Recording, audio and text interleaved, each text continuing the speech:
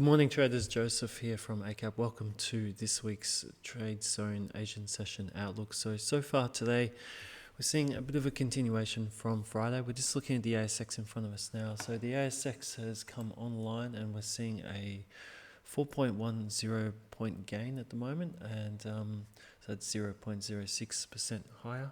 We can see the ASX here, the CFD market, which tracks the cash market, which is just opened, and the futures market. It is slightly in the red at this stage in the morning, and we'll continue to have a look at that after a mixed session on Wall Street that saw the Dow Jones at 129 points, but the NASDAQ and the S&P declined by 0.58% for the NASDAQ and 0.28% for the S&P. So we can't really just look at it as a straight red.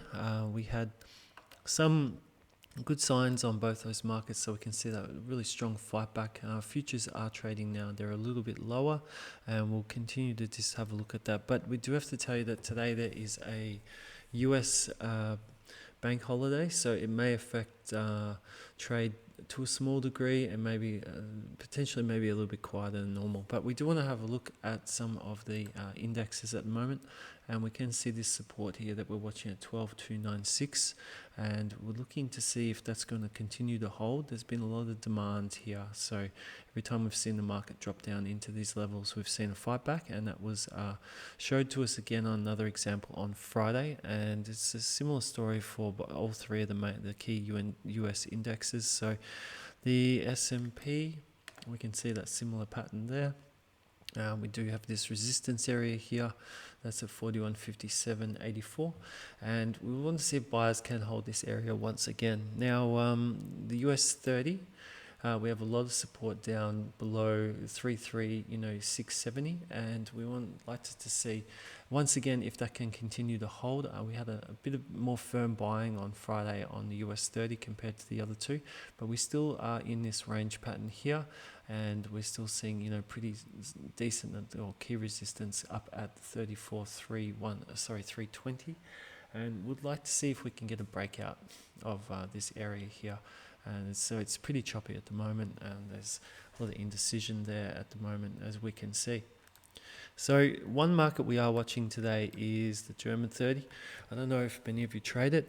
It's a market I do like to trade. I think it has pretty good volatility. It can get some trends going, and but on the short term, it can be pretty challenging. It can do some pretty wild stuff. But on the daily chart, or a 6-hour chart, or a 4-hour chart, you can see it can get some good direction, and it doesn't move as hard as the US 30 in terms of points gained or lost, but it can still really get going, and it can be quite a enjoyable market. So without giving you, that's not to be taken advice at all, but maybe if you can have a look at it. So we can see here we've had that nice bounce.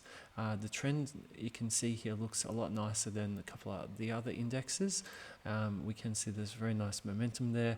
We're still seeing higher lows, and we are looking to see what happens today once it does start trading, and if we are going to see higher prices, and then if we will see a test and break of 15, that 581 area.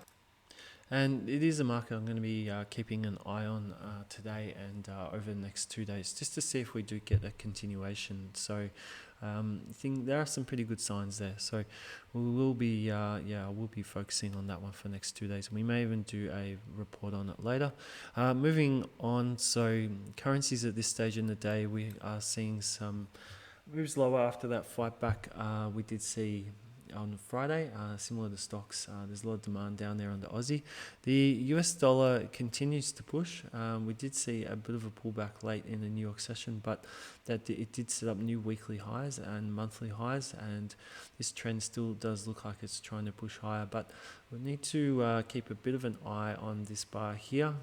And if that's some sort of warning sign that we have seen, this decline start to run out of momentum at the moment. So we've just seen the new bar start up now, and so there's a tiny bit of support here. There's a bit of an area there. If sellers are trying to really get a bit of a break going on, we'd need to see a move back down and a break at this level, 103.12, and we'll keep an eye on that. But even if we do see a move down, that could favor risk currencies, and we could see some of those support areas continue to push up. Now, some of the other key risk currencies to the dollar, it's a similar story here. For the euro, we have this support point at 1.0670, and that's what we will be keeping an eye on today and tomorrow. And the pound, similar story on the pound as well, with that support there at 1.1986, and again, if we break that level, we're looking for this trend to try and continue. But right now, we are seeing a few consolidations in play. Over to the yen, we are seeing the risk currencies and the US dollar start to push higher to the yen, and that was after 2-day decline for the Aussie.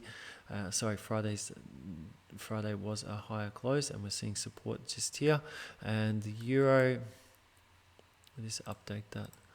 So the euro is probably the healthiest of them at the moment. It's got this range breakout. It's found support at the previous point where it broke out from, and we're seeing some support continue to develop in that previous resistance, so with further buying today. So this trend does look like it's up and going.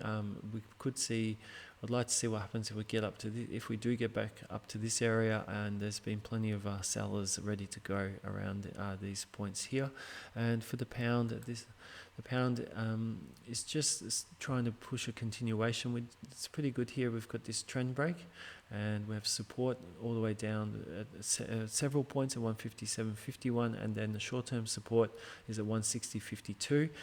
It's not as clean as the euro, but we do have this breakout just there, and we've had a higher low, and we're starting to try and push a little bit higher here. So we'll see if we do see continued weakness from the yen and demand for the majors against it. And for the dollar, we had that similar pattern like we saw on the dollar index. Semi-morning star, shooting star type of candle pattern, a lot of rejection, and that lines up quite nicely with this resistance here at 134.52.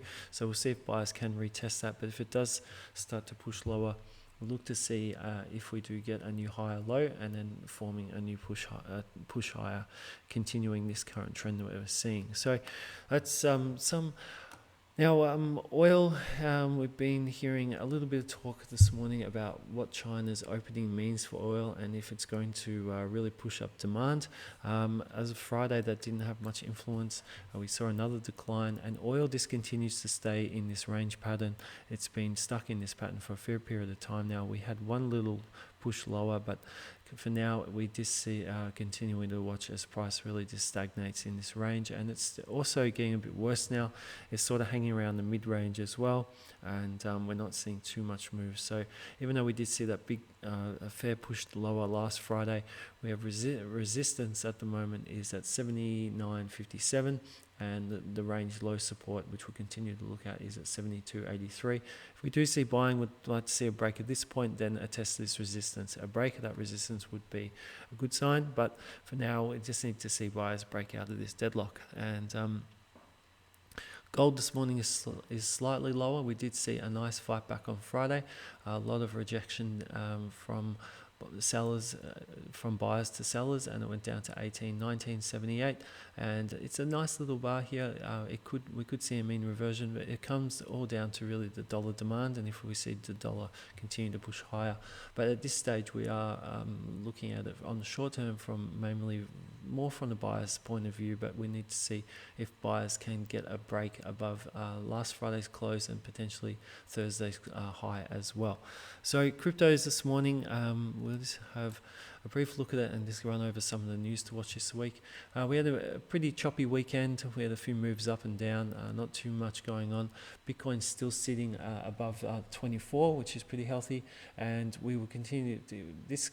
If you've ever read anything by Al Brooks, it's starting to look like a barbed wire pattern. That generally means give the market some time, and we'll wait for some direction. And we'll see if this trend can continue. Maybe even if we did have a bit of a dip lower.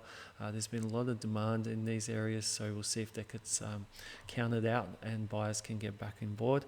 Ethereum as well. So we're sitting, again, more barbed wire type pattern. We are above previous resistance, which is a pretty good sign, and we'll see if buyers can continue to push to higher on this upswing here.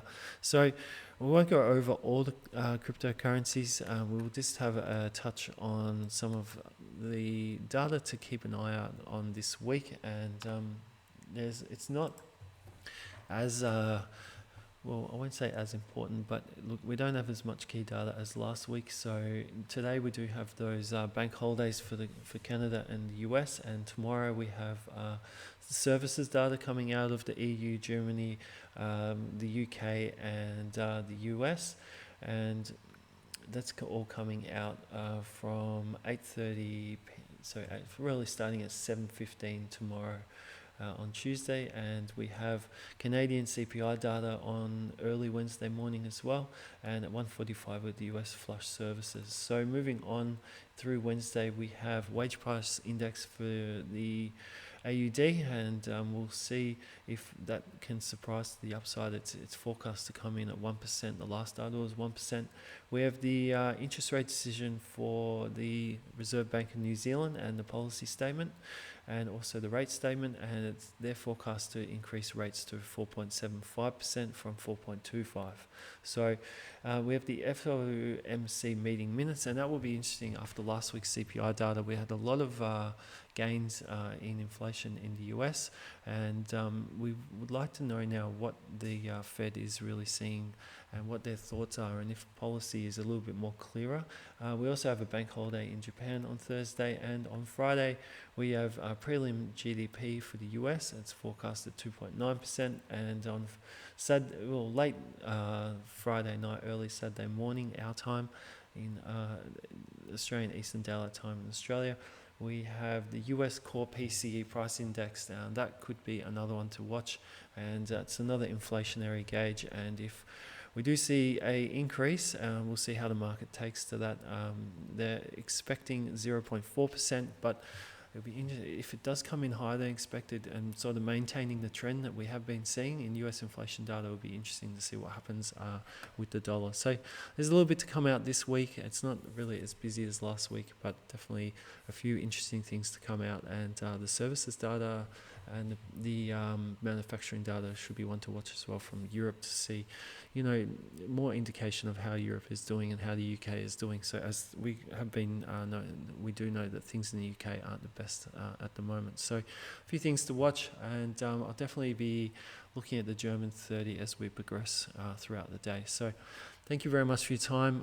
Please subscribe if you enjoy our content. We have a lot of guest analysts coming out through the week, and would love to have you join up as a subscriber. So enjoy your week, enjoy your Monday, good trading, and thank you very much for your time today, and bye for now.